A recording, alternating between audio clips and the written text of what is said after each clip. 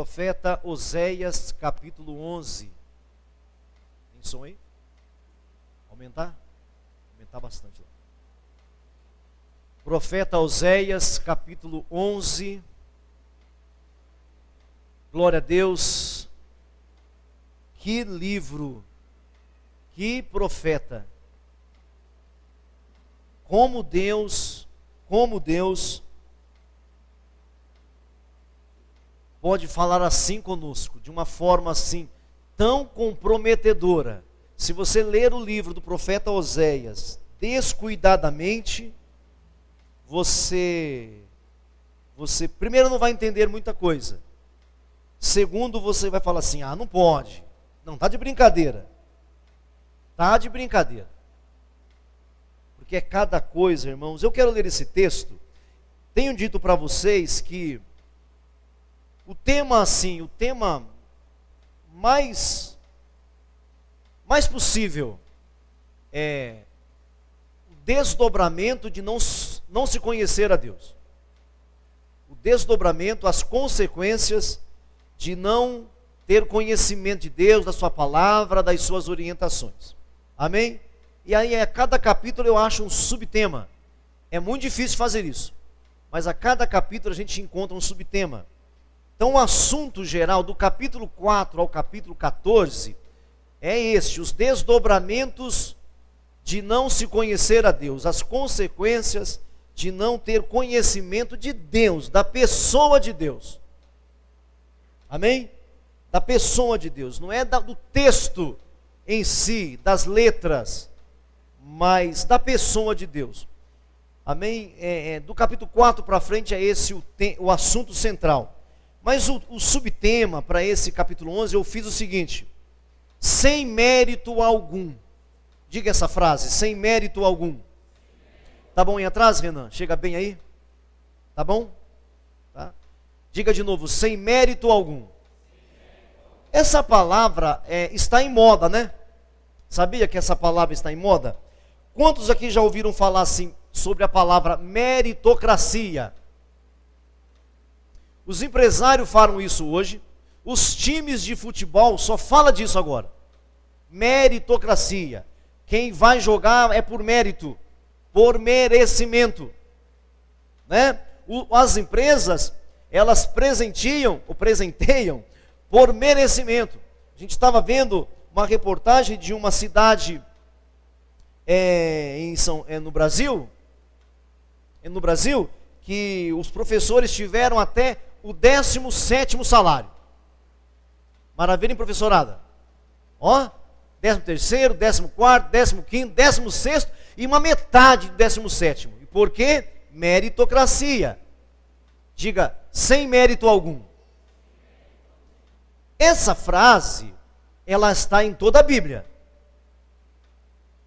Está em toda a Escritura. Enquanto que a tendência, a moda é a meritocracia, você não vai ver isso na Bíblia. Não que Deus não valoriza as nossas obras. Ele valoriza, sim senhora, sim senhor. Mas tudo que Deus faz em nós é sem mérito, irmão. E é por isso que muitos se escandalizam. Muitos se escandalizam. Então, sem mérito algum. Diga essa frase de novo, sem mérito algum. Agora vamos ler o texto e acho que você vai entender. Vamos ler o texto. Amém? Capítulo 11, o versículo 1 a seguir. Capítulo 11, o versículo 1 a seguir. Amém? Podemos ler? Oséias capítulo 11. Versículo 1. Quando Israel era menino, eu o amei, e do Egito chamei o meu filho. Quanto mais eu os chamava, tanto mais se iam da minha presença. Sacrificavam a Baalins e queimavam incenso às imagens de escultura. Todavia eu ensinei a andar a Efraim, tomei-os nos meus braços, mas não atinaram, não perceberam que eu os curava. Atraí-os com cordas humanas, com laços de amor, Fui para eles como quem alivia o jugo de sobre as suas queixadas, e me inclinei para dar-lhes de comer. Não voltarão para a terra do Egito, mas o assírio será o seu rei, porque recusam a converter-se. A espada cairá sobre as suas cidades, e consumirá os seus ferrolhos, e as devorará por causa dos seus caprichos, conselhos, ensinos. 7. Porque o meu povo é inclinado a desviar-se de mim. Se é concitado a dirigir-se acima, ninguém o faz. Como te deixaria, ó Efraim? Como te entregaria, ó Israel? Como te faria como a Admar? Como fazer-te como a Zeboim? Meu coração está comovido dentro de mim. As minhas compaixões a uma se acendem. Não executarei o furor da minha ira. Não tornarei para destruir a Efraim. Porque eu sou Deus e não homem, o santo no meio de ti. Não voltarei em ira. Andarão após o Senhor. Este bramará como leão. E bramando, os filhos tremendo virão do oriente. Tremendo virão como passarinhos os do Egito, e como pombas os da terra da Síria. Eu os farei habitar em suas próprias casas, diz o Senhor. Efraim me cercou por meio de mentiras, e a casa de Israel com engano. Mas Judá ainda domina com Deus, e é fiel com o santo. Amém, irmãos? Sem mérito algum. Conseguiram perceber isso? Sem mérito algum. Vamos começar então, vamos fazer aqui alguns apontamentos. Sem mérito algum. Lembra daquele texto de João? Não fostes vós que me escolheste, mas eu vos escolhi a vós outros. Lembra desse texto? Peguei esse texto para fazer as minhas divisões. Primeira lição: nós não escolheríamos a Deus jamais. Nós não escolheríamos Deus, nunca. Romanos 2 vai dizer assim: não há um justo sequer, não há um bom sequer, não há quem busque a Deus. Todos a uma se extraviaram. Não há quem busque o Senhor. Primeira lição: nós não escolheríamos Deus. Você não escolheria Deus. E talvez você, em um momento de loucura, ou de paixão, ou de sentimentalismo barato, talvez você conclua: que é isso? Não concordo. É porque você não leu a Escritura ainda com os olhos corretos. Mas nenhum de nós, diz o apóstolo Paulo, nenhum de nós escolheríamos o Senhor Deus. E você percebe isso daqui? Olha o versículo 2, eu vou deixar o versículo 1 para depois. Olha o versículo 2, olha como ele fala: quanto mais eu os chamava, tanto mais se iam da minha presença. Olha só, irmãos, quanto mais eu os chamava, tanto mais se iam da minha presença. Sacrificavam a Baalins. Sabe o que é Baalins? É o plural de Baal. Baal era um deus que os antigos filisteus, os antigos assírios, os fariseus adoravam. Era um deus que se mistura com fertilidade, chuva, fogo. Você lembra que os adoradores de Baal, lá no livro de Reis, quando o profeta Elias, ele faz uma disputa, ele chama o povo para uma disputa, ele fala assim: o Deus que responder com fogo. E eles ficaram clamando a Baal, e clamando a Baal, e clamando a Baal. Ainda o Elias ainda zombava: será que ele foi viajar? Será que ele tirou férias? Clama mais alto. Eles se retalhavam, eles se contavam, derramavam sangue, pedindo para o Baal derramar fogo e queimar aquilo tudo. Queimar aquilo tudo. Os antigos homens do Oriente Médio adoravam esse Baal. E ele nem era o principal Deus com D minúsculo. Nem era, existiam outras divindades. O Deus da morte, por exemplo, era um Deus que dominava o Baal. De vez em quando o Baal morria. E aí os adoradores de Baal oravam para que ele ressuscitasse. Ou como é que era? Se de repente não houvesse chuva, Baal morreu. Então eles iam orar, para Baal ressuscitar. Olha que idiota que era. Parece idiota, né? Mas às vezes nós cometemos as mesmas idiotices. Então assim, ninguém buscava. E olha, nós não estamos falando dos filisteus, que além do Baal tinha o Dagon. Nós não estamos falando dos amorreus, que além do Baal tinha outros. Nós não estamos falando dos assírios. Estamos falando de Israel, gente, que tinha sim um certo conhecimento de Deus, porque eles se afastaram de Jerusalém. Eu sei que é de Deus, mas Jerusalém, porque existe um lugar físico onde Deus fala. Jerusalém foi escolhido para ser o lugar da lei, do ensino, da instrução. Eles se afastaram da instrução. E quando a gente se afasta da instrução, a gente se afasta de Deus. Porque não tem como se aproximar de Deus senão por intermédio da sua palavra, que vai nos revelar o verbo, gente. Que vai nos revelar Jesus. A Bíblia inteira, a chave de interpretação da Bíblia é Cristo, é Jesus. Senão você nunca vai interpretar. Então não há quem busque, não há quem escolha Deus. Eles preferiam Baal, gente. Os Baalins, os demônios de Baal. E queimavam incenso às imagens. Não eram os assírios que faziam isso, gente. Era Israel, que conhecia o Deus verdadeiro, pelo menos de ouvir falar. Porque ninguém conhece a idolatria senão de ouvir falar.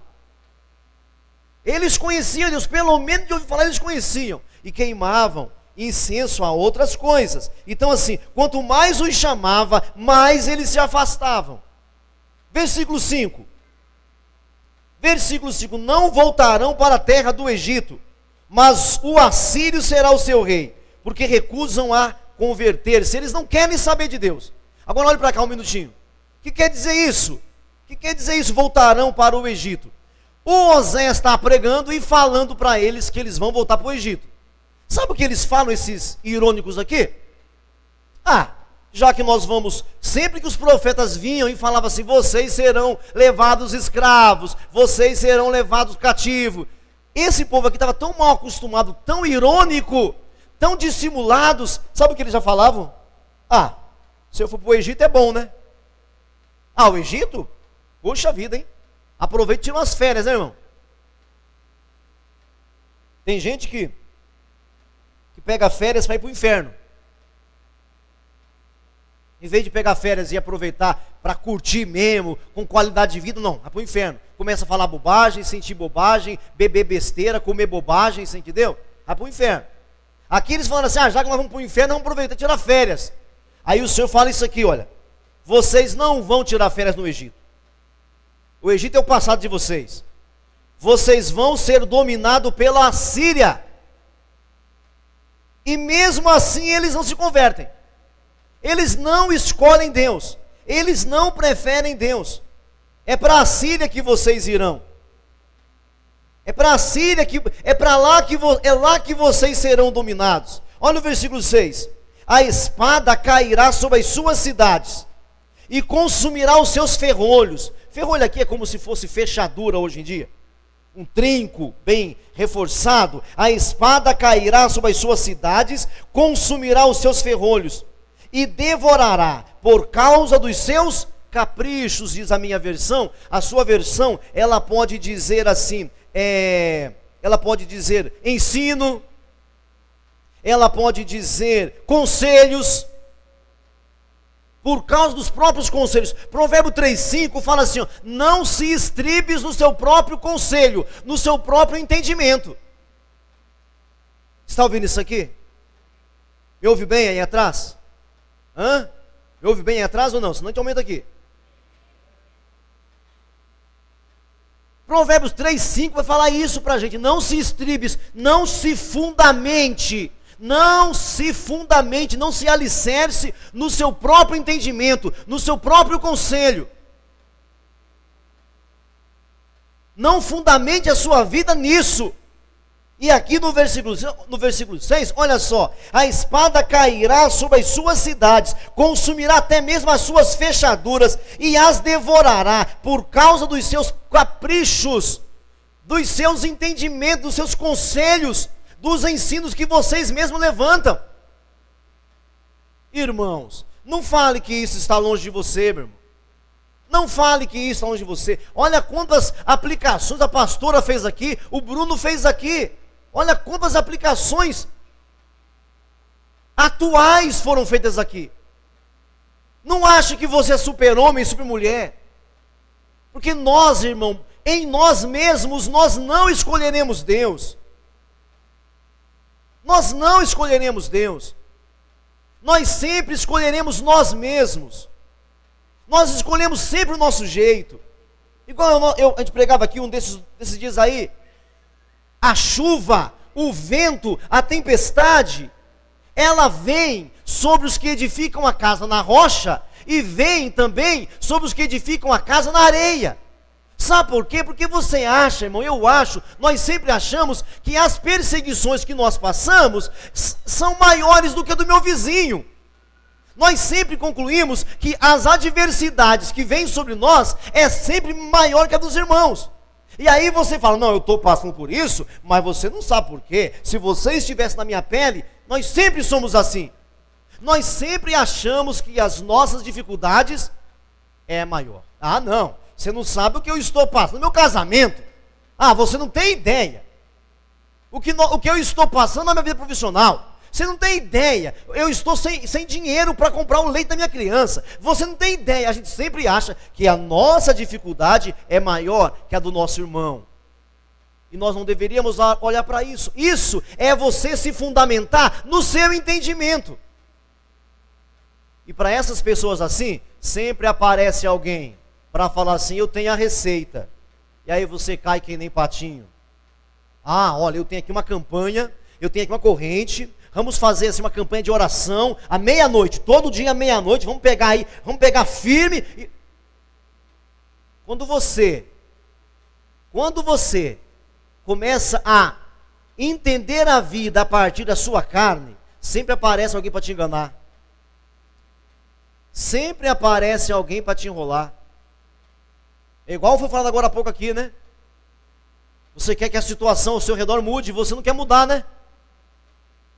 Você quer que tudo ao seu redor mude, mas você é o mesmo, é a mesma. Entra por aqui e sai pelo outro lado. A gente não quer mudar de postura. Estamos estribilhados no nosso próprio entendimento. Estamos fundamentados no nosso próprio entendimento. É o que a gente compreende. É assim que esse povo estava. É desse jeito que esse povo estava. Seguindo os seus próprios caprichos. Eu gosto dessa versão aqui. Porque é o capricho mesmo, é aquilo que você acha que é certo. É aquilo que você conclui que está certo. Você concluiu, pronto, acabou. Se fundamenta em si próprio, em si mesmo. Em si mesmo. Não te estribes no teu próprio entendimento. Teme ao Senhor, diz o provérbio 3. Teme ao Senhor. Versículo 7. Porque o meu povo é inclinado a desviar-se de mim. Olha só, é um povo inclinado a desviar-se de mim. Se é concitado, quer dizer, incitado a dirigir-se acima. Olha para cá. Os profetas vinham e diziam: Israel, olha para cima. Israel, olha para da onde veio a sua salvação. Israel, olha para o alto. Por isso em algumas versões aparece a palavra exalto. A palavra exalto. Em algumas versões. Porque os profetas vinham e incitavam o povo. Ensinava o povo. Concitava o povo a olhar para o alto, a olhar para cima, da onde vinha o socorro dele, da onde vinha a ajuda dele, não a olhar para o braço deles, não a olhar para a capacidade deles. Os profetas vinham, mas o que eles faziam? Versículo 7, olha o que eles faziam. Porque o meu povo é inclinado a desviar-se de mim e é concitado a dirigir-se E se é concitado a dirigir para cima, o que acontecia? Ninguém faz. Eles não obedeciam. Entendeu ou não? E se é concitado a olhar para cima, ninguém o faz. Os profetas vinham um após o outro e falavam: olha para cima, é lá que vem a sua redenção. Mas ninguém fazia isso. Confiava no seu próprio entendimento, no seu próprio conselho, no seu próprio discernimento. Agora veja, meu irmão, o discernimento que você tem que ter é da palavra de Deus, não é do seu cérebro. Ô jovem, ô adolescente, para de ser levado por laços de amizades, para de ser guiado pelos sentimentos humanos.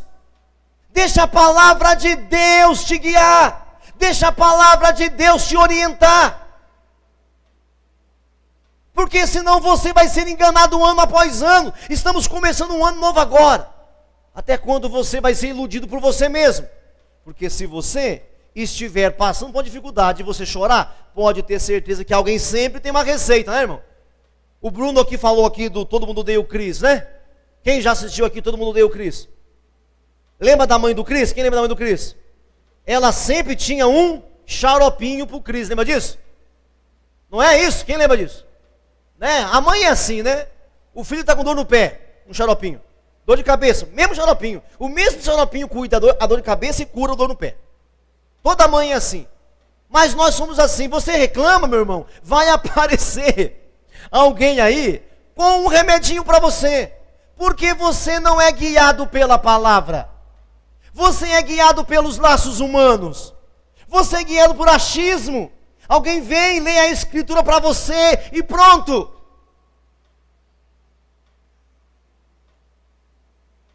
Meu povo é incitado a olhar para cima e não o faz. Eles são incitados a olhar para cima e não faz isso. É propenso à rebelião. São rebeldes, né? São rebeldes, desobedientes. Estão decididos a desviar. Diga isso, decididos a desviar. É essa palavra lá. É esse a interpretação literal lá. Decididos a desviar. Eles mantêm a cara de religioso. Eles mantêm a cara de quem louva. Mas estão decididos a desviar. É assim que eles fazem. É assim que eles andam. Então assim, nós não escolheríamos a Deus. Não só hoje, na época do Oséias também. Amém? Vamos ver o versículo 1 aí primeiro? Vamos ver o versículo 1, porque não vai dar tempo de muita coisa. Olha o versículo 1. Agora, principalmente os meus irmãos pregadores, discipuladores, aqui vai uma chave para você ter o melhor entendimento da Escritura, tá bom? Os que pregam, os que ensinam, discipulam. Olha o versículo 1. Quando Israel era menino, eu o amei. E do Egito chamei o meu filho. Quando Israel era menino, eu o amei. E do Egito chamei o meu filho. Esse texto, quando você lê esse versículo, do que você se lembra? Do que você se recorda quando você lê esse versículo assim? Ó, quando Israel era menino, eu o amei, e do Egito chamei o meu filho. Assim que você lê esse texto, vocês que leem a Bíblia, de que história você se lembra? E não pense em Mateus. Não pense em Mateus. Por quê? O que acontece? Alguns já lembram lá de quando Jesus foi para o Egito. Não pense em Mateus. Vamos pensar aqui. Aí eu fiz uma listinha aqui. Fiz uma listinha para vocês aqui. Vamos ler aqui. Ó, capítulo 2, veja comigo aí alguns versículos que é muito importante que você veja. Capítulo 2, versículo 15. Olha isso daí comigo. 2,15. Capítulo 2, mesmo livro, versículo 15. Porquanto eis que eu a atrairei. Verso 15. Eu lhe darei dali as suas vinhas, e o vale de Acor por porta de esperança. será ela obsequiosa como nos dias da sua mocidade, como no dia em que subiu da terra do Egito. Capítulo 8, versículo 13, 8:13. 8:13. Veja comigo isso aí também. Olha só. Amam o sacrifício, por isso sacrificam, pois gostam de carne e comem, mas o Senhor não os aceita. Agora se lembrará da sua iniquidade, ele lhes castigará o pecado, e eles voltarão para o Egito. Veja comigo o capítulo 9, verso 3, 9:3. Na terra do Senhor não permanecerão, mas Efraim tornará ao Egito. Capítulo 11, verso 5. 11 e o 5, onde nós estamos agora. Não voltarão para a terra do Egito. Quando o Senhor fala Egito, do que o Senhor está falando? Entenderam agora? Quem entendeu, levanta a mão. Só levanta a mão. Ele está recordando o povo do quê? Agora pode falar. Está recordando o povo do quê? De quando eles eram escravos no Egito. Eu fiz uma conta aqui. No livro inteiro de Oséias aparece 13 vezes a menção do Egito. E aparece 7 vezes a recordação de que eles vieram do Egito ou que voltarão à escravidão. É esse o texto aqui. É isso que o profeta está falando. É isso, quer dizer aqui, ó, quando Israel era menino, voltei para o capítulo 11. Quando Israel era menino, eu os amei. Aonde foi isso? Lá no Egito. Quando eles estavam escravos no Egito. Olha para mim aqui. Diga Abraão, Isaac, Jacó, José, Moisés. Diga no Egito. Entendeu? Depois de Jacó, eles foram escravos no Egito e lá ficaram mais de 400 anos. O povo não era um povo formado ainda. Eles não sabiam muita coisa de Deus. Eles só conheciam o Deus Todo-Poderoso. Esse é o nome que eles conheciam. E o Elohim, o Deus Trindade, Deus plural. Eles não conheciam muita coisa. Então, quando o Oséias fala assim, quando Israel era menino, e aí, a lição aqui é a seguinte, a lição aqui para nós é, ninguém, além de escolher a Deus, nós fomos escolhidos pelo Senhor. Nós fomos escolhidos. Diga, eu fui escolhido. Bom, quando ele fala assim, quando Israel era o quê? Menino. Quem escolheu quem? Diga para mim, quem escolheu quem? Israel escolheu Deus ou Deus escolheu Israel? Deus escolheu Israel. Lembra que Jesus falou, não fostes vós quem me escolhestes, mas eu escolhi vocês? Aqui é isso, não fostes vós que me escolheste. Além de nós jamais escolhermos a Deus, Deus escolheu você. Deus escolheu a gente. Deus te chamou, irmão. Valorize isso, querido. Ele escolheu você. Quando Israel era menino, eu o amei. Onde foi isso? No Egito. Olha só, do Egito chamei meu filho. Do Egito eu chamei meu filho.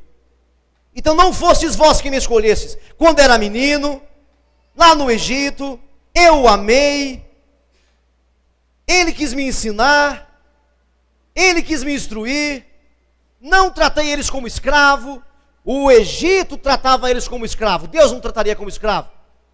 Então veja bem, não foi você que escolheu a Deus, Deus escolheu você. Então assim, pastor, mas o que a gente vai fazer? Então agora vem o ensino para os pregadores aí. E o Mateus, né? Aí tem alguns, os teólogos liberais têm os teólogos ortodoxos, os teólogos sérios, os estudiosos da Bíblia sério, e tem os teólogos liberais. Sabe o que eles falam? Eles falam que o Mateus errou.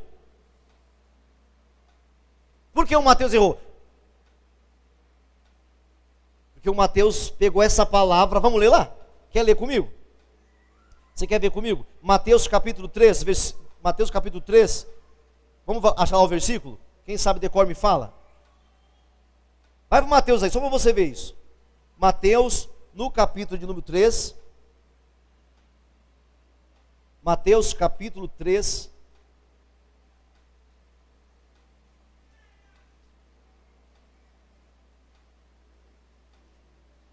É uma coisa tremenda aqui, irmão.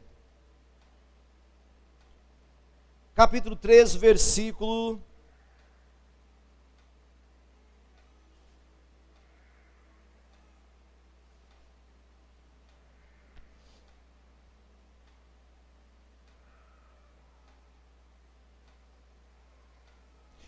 Mateus 2, né? Mateus 2, né, irmão? Versículo 20 e 15? Não. Verso 17.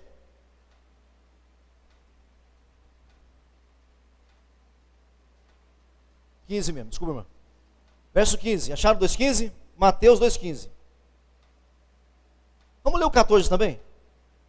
Dispondo-se ele, tomou de noite o menino e sua mãe e partiu para o... Quem fez isso? José e mais quem? Jesus. José, Maria e Jesus, certo? Porque o Herodes queria matar as crianças, não é isso? Sim ou não? E lá ficou até a morte de Herodes, para que se cumprisse o que fora dito pelo Senhor por intermédio do profeta: do Egito chamei meu... Qual foi o profeta que disse isso? Oséias, não é assim, irmão? Presta atenção, vamos ler de novo 15. E lá ficou até a morte de Herodes, para que se cumprisse o que fora dito pelo Senhor, por intermédio do profeta. Qual profeta? Oséias, diga Oséias. O que Oséias disse? Do Egito chamei meu... Bom, alguns estudiosos dizem assim, o Mateus não sabia o que estava falando. O Mateus não sabia, aplicou a profecia no lugar errado. Por quê? Porque todo mundo sabe que esse versículo se relaciona à saída do povo de Deus de Israel, sim ou não? Amém, irmão? Os que não sabem ficam sabendo hoje, que Israel ficou escravo mais de 400 anos no Egito. O significado literal do texto é esse: do Egito chamei meu povo, meu filho, Israel, e arranquei eles de lá. Até você viu o filme aí do Moisés agora aí, é aquilo lá, é aquilo. Todo mundo sabe, inclusive o Oséias. Você acha que o Oséias sabe disso? Não sabe. Oséias ele fala aquilo pensando realmente em Israel. Quem está me entendendo? Você acha, presta atenção, que às vezes você é muito maldoso com os profetas. Às vezes você lê a Bíblia, aí você fala assim, como é que não sabia, como é que os judeus viram Jesus e não reconheceram? Nem você reconhecia, e nem eu, irmão. Às vezes nós somos maldosos. Como é que Israel pôde crucificar? Você e eu crucificaríamos, irmãos. Você acha que o Isaías sabia? Quando ele falou assim, verdadeiramente ele tomou sobre si os nossos pecados. Você acha que Isaías sabia o que era isso? Não sabia, irmão. Lógico que não sabia. Você acha que quando o Senhor disse assim para Adão e Eva, de ti virá um que vai pisar na cabeça da serpente. Acha que ele sabia o que era isso? Lógico que não. Olha para mim, presta atenção. Tudo isso ficaria sem entendimento, sem esclarecimento, se a chave hermenêutica é uma palavra teológica para interpretação, não só teológica, mas até mesmo o direito usa isso, o pessoal do direito usa a hermenêutica e tantas outras pessoas. Só que começou com a teologia. Na verdade, todas as ciências começou com a teologia, todas elas, todas as ciências têm que pedir a bênção para a teologia, falar assim, a bênção teologia, muito obrigado por tudo que vocês nos deram. Todo mundo tem que falar isso, você mais ainda. Eu fico nervoso quando eu vejo alguns irmãos falando assim, não, esse papo de estudo bíblico, esse papo de entender a letra, ô cara pálida, ô encrenqueira. Se não fossem os teólogos, você não teria a Bíblia aí na sua mão. Pessoas estudaram as línguas originais e aprenderam hebraico e grego e traduziram para a nossa língua. Você deveria levantar as mãos para o céu e falar, obrigado, Senhor, pelos estudiosos. Mas sabe quem critica a teologia, irmão? Os cabeça oca. Entendeu, irmão? Quem está me entendendo aqui nessa noite? os iletrados, os doentes da mente. Não, esse papo de estudar a Bíblia, não, estudar a Bíblia, é porque muitos não estudam a Bíblia, que aparecem essas igrejas prostitutas, envenenadas, porque não amam a Escritura.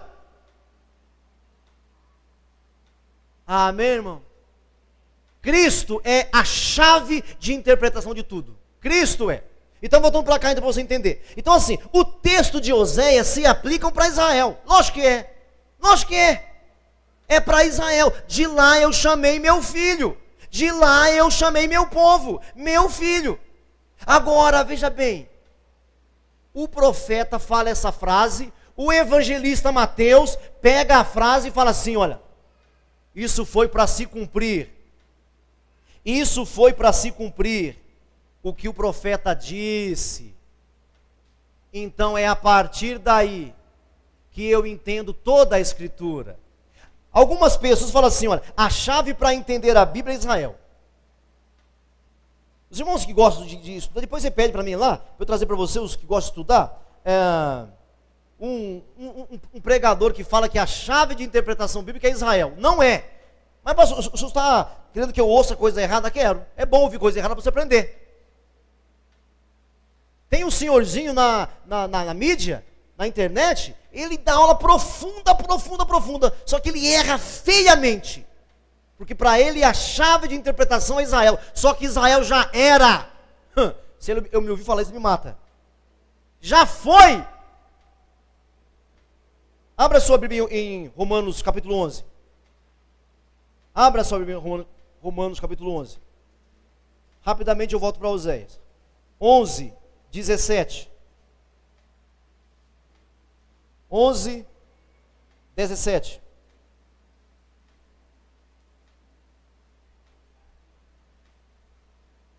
Romanos 11, versículo 17.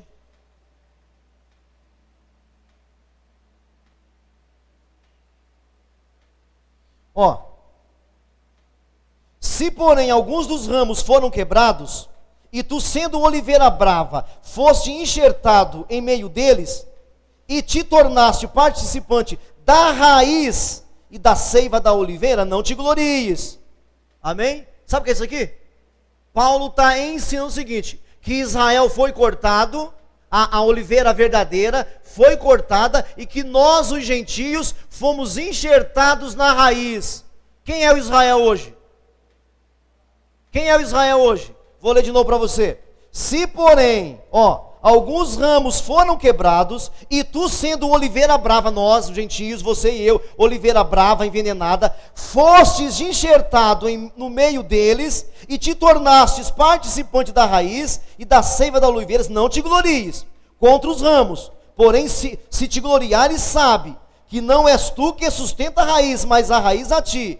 Dirás, pois, alguns ramos foram quebrados para que eu fosse enxertado. Bem, pela incredulidade deles foram quebrados. Tu, porém, mediante a fé, estás firme. Não fique exaltado, porque se Deus não poupou os ramos naturais, também não vai poupar você. Olha para cá, os ramos originais foram cortados. Nós fomos enxertados. O Israel antigo foi tirado, irmãos. E nós fomos enxertados. Quem é o Israel de Deus hoje? Levanta as mãos. Quem é Israel de Deus hoje? Está aqui o Israel de Deus. Bom, então é para a gente concluir, para o ensino ser concluído. A profecia do Osés, é lógico que ela está se referindo a Moisés, ao povo escravo. Vem o profeta e cita a profecia nos dias de Jesus. O que quer dizer isso, irmãos? Aí eu escrevi uma frase aqui para ser bem mais breve. É o seguinte: o alvo de Deus era trazer a criança de Gênesis 3,15 para a história. Este sempre foi o alvo de Deus.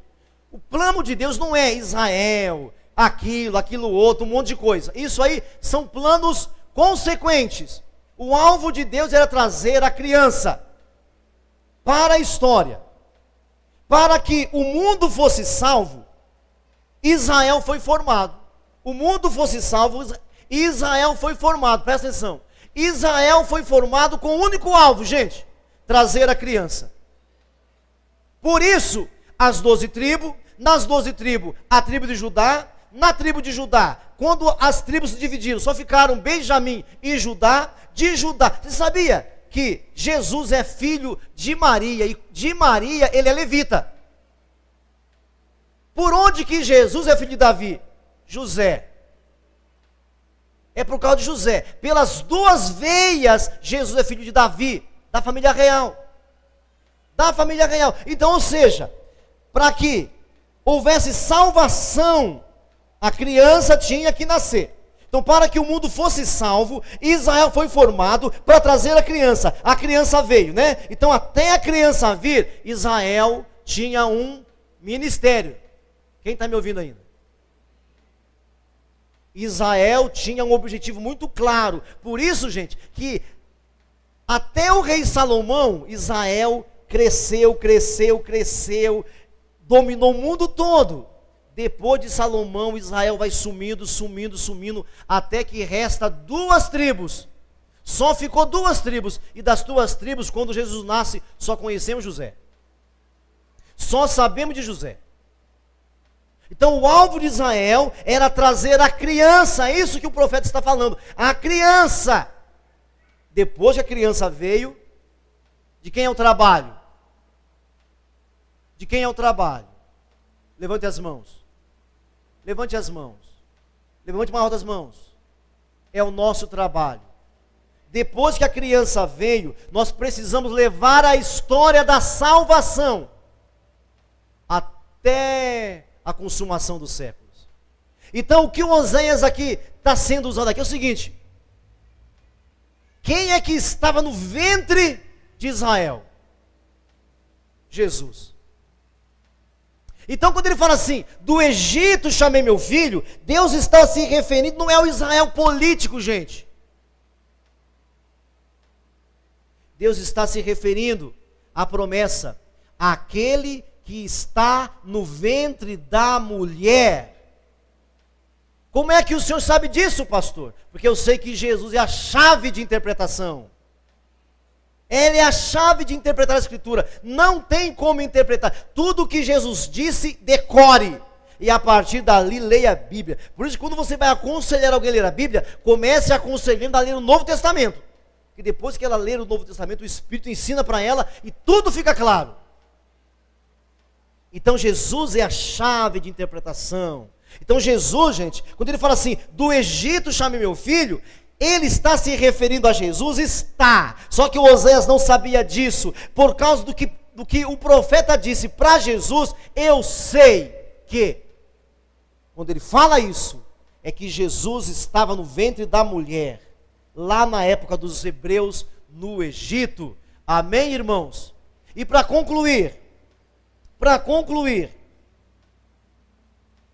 versículo de número 10. Versículo 10, voltando lá para o Oséias, capítulo 11.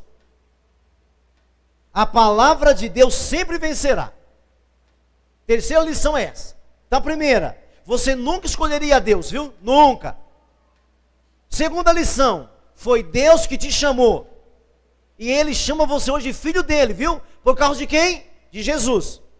Olha para mim aqui, antes de eu ler o versículo, olha para cá. Por causa de Jesus, Israel foi chamado filho de Deus, sim ou não? Do Egito chamei o meu filho. Por causa de Jesus, Israel foi chamado meu filho. Por causa de Jesus, você é chamado Israel de Deus. Você entendeu? Você entendeu? Por que o Paulo fala que na plenitude dos tempos, Cristo se manifestou?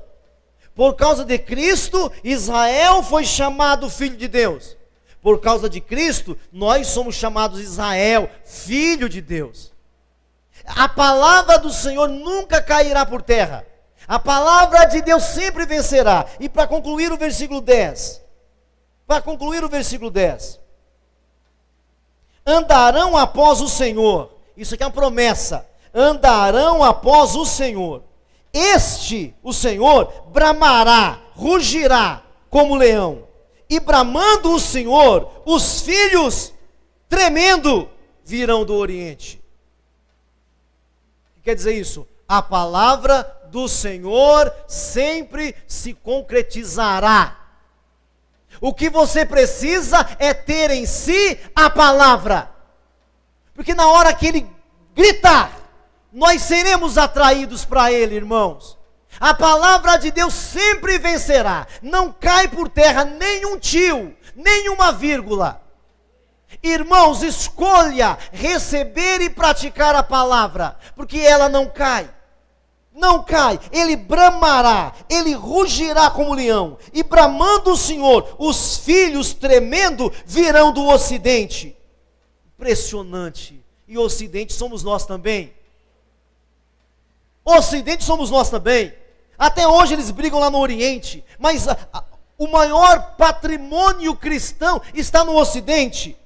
Tremendo, verso 11, tremendo virão, como passarinhos do Egito, como pombas os da Assíria, e eu os farei habitar em suas próprias casas, diz o Senhor. A palavra do Senhor sempre se concretizará.